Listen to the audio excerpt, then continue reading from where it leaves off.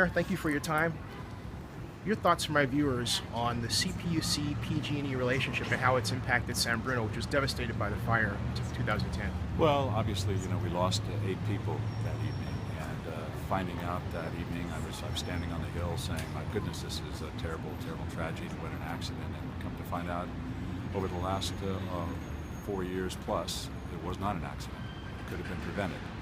And then we're finding out the regulatory body that's supposed to oversee the utility has a way too cozy relationship between the two of them, and that, in fact, is what caused the death of 8 people. It's criminal as far as I'm concerned.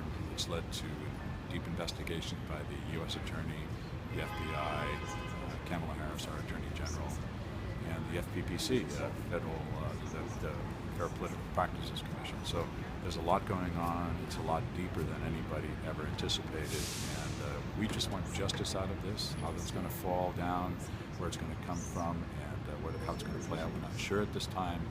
We also want transparency. We want transparency, especially in the appointment of an independent monitor to see the relationship between the utility and the regulatory body. So there's a lot that's happened since then.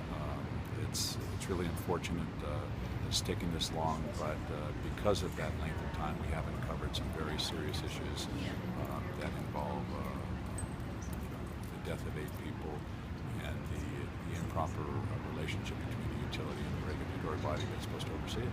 And billions of dollars of property damage. How has it impacted the city from a financial standpoint? From a financial standpoint, we had the wherewithal through our city manager in the very beginning to set up a trust fund to rebuild. PG&E came to us and we said, instead of trying lawsuits and all this kind of stuff, we want to rebuild the neighborhood. They knew it was identified by the NTSB that it was in fact their fault. So we set up a trust fund to rebuild the neighborhood, and that's being done right now. All individual lawsuits, and there are many of them, were done with individual citizens and their own attorneys. The city's not privy to any relationships there, what happened between those. I believe they're all settled now. In addition to that, I met with PG&E a year or so after and told them that the city was a victim. And of course the question they had is, what do you mean? I explained to them that it's very difficult for not only the people in the Glenview area, but the entire city. It's really impacted us heavily. Make a long story short, we settle on an amount, the equivalent of $70 million, which was set up by PG&E and San Bruno to put into a non-profit, not-for-profit. Could not be used for general fund expenditures, salaries, pensions, anything like that.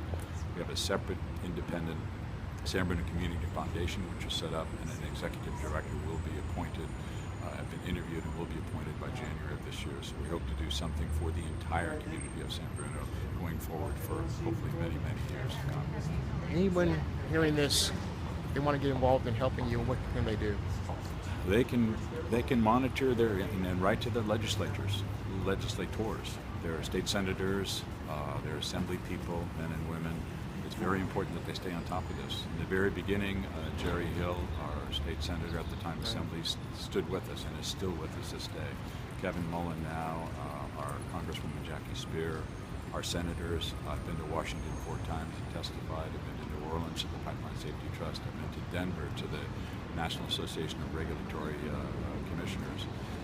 I've been to New York City and talked to a lot of financial people. Of course, a lot of this in the markets. People were worried about the financial viability of the utility going forward. The Overland report, which was commissioned by the PUC, independent report, said that PG&E could afford $2.4 billion in fines and penalties without affecting the utility at all. So there's substantial amounts of money there. We want that money to go back into the ground for pipeline safety going forward. We don't want it to go to the general fund of the state of California. We want it to go back into the ground. So I would impress upon people that would be listening to this to please keep your legislators informed of your interest in pipeline safety, because what happened in San Bruno, we never want it to happen again anywhere. It was horrible. Thank you, Mr. Mayor. Sorry for what you've gone through. Thank you very much.